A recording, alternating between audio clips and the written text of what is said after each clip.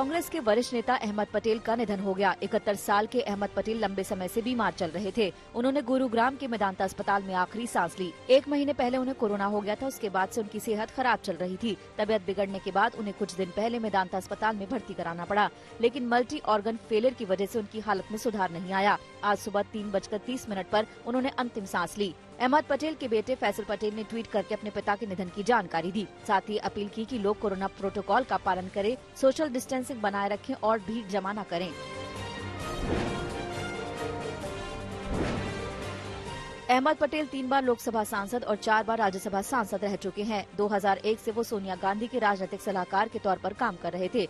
अगस्त 2018 से वो कांग्रेस के कोषाध्यक्ष भी थे। आखिरी बार वो 2017 में गुजरात से राज्यसभा के लिए चुने गए थे। पहली बार 1977 में वो लोकसभा पहुंचे थे।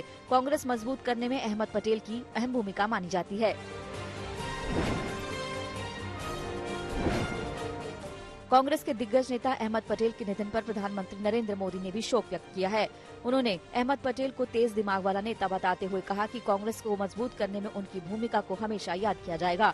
प्रधानमंत्री ने ट्वीट करके कहा कि उन्होंने अहमद पटेल के पुत्र फैसल से बात की है और सांत्वना दी है। उपराष्ट्रपति वेंकैया नायडू ने भी अहमद पटेल के निधन पर शोक व्यक्त किया है।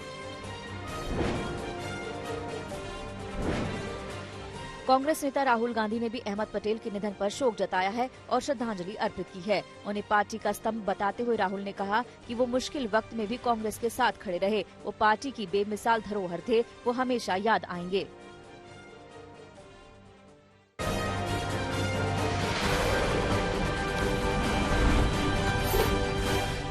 प्रधानमंत्री नरेंद्र मोदी ने देश के सभी मुख्यमंत्रियों के साथ अहम बैठक में कोरोना वैक्सीनेशन का पूरा प्लान बनाया है। वैक्सीन के अप्रूवल होते ही देश में कोरोना वैक्सीन की डोज का पहला फेज शुरू हो जाएगा।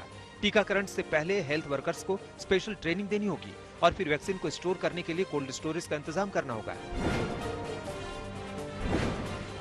देश में 4 चरणों में लोगों का टीकाकरण होगा। डिस्ट्रिक्ट और ब्लॉक लेवल पर एक टास्क टीम होगी जो प्रायोरिटी के हिसाब से टीकाकरण करवाए। टीकाकरण से पहले फेज में हेल्थ वर्कर्स का वैक्सीनेशन होगा। दूसरे फेज में कोरोना योद्धाओं का वैक्सीनेशन होगा। तीसरे फेज में बुजुर्गों का और चौथे फेज में बचे हुए लोगों का टीकाकरण होगा।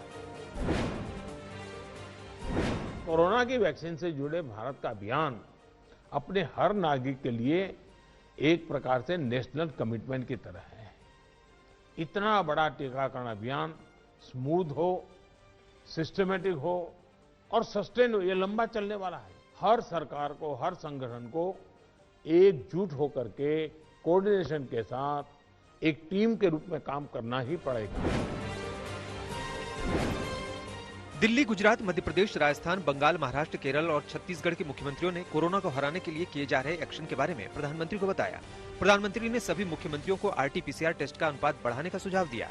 साथ ही देश भर में ऑक्सीजन की कमी न हो, लिहाजा 160 नए ऑक्सीजन प्लांट और खतरे को देखते हुए राज्यों को जरूरत के हिसाब से केंद्र सरकार वेंटिलेटर मुहैया कराएगी।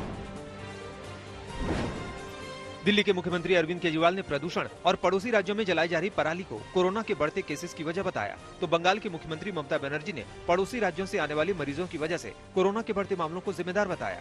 तो महाराष्ट्र के मुख्यमंत्री ने कोरोना की वैक्सीन के लिए किए गए इंतजाम और कोरोना के संक्रमण को रोकने के लिए उठाए गए सख्त कदमों के बारे में बताया। दिल्ली में पिछले 24 घंटे में कोरोना के 109 मरीजों की मौत हो गई, जबकि पिछले 24 घंटे में कोरोना के 6,224 नए केसेस सामने आए।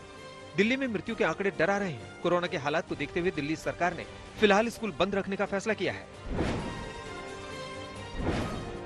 गुजरात में बढ़ रहे कोरोना के केसेस के चलते सरकार ने टेस्टिंग बढ़ाई है। 23 नवंबर को एक दिन में 75,000 टेस्ट हुए। तो अहमदाबाद में 74 urban health centre, highway, railway station और बड़े कमर्शियल सेंटर पर भी कोरोना टेस्ट शुरू किए गए हैं। पहले से ही अहमदाबाद, वडोदरा, राजकोट, सूरत जैसे शहरों में नाइट कर्फ्यू रखा गया है।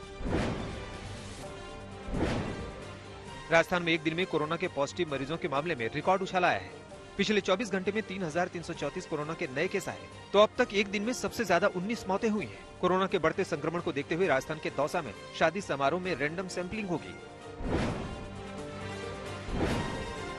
महाराष्ट्र में पिछले 24 घंटे में कोरोना के 5,339 नए केसेस सामने आए। वहीं 24 घंटे में 30 लोगों को अपनी जान से हाथ धोना पड़ा। कोरोना संक्रमण को देखते हुए महाराष्ट्र सरकार ने दिल्ली, NCR, गुजरात, राजस्थान और गोवा से महाराष्ट्र आने वाले लोगों के लिए कोविड की नेगेटिव रिपोर्ट अनिवार्य कर दी है। महाराष्ट्र जाने से पहले कोविड की नेगेटिव रिपोर्ट जरूरी है।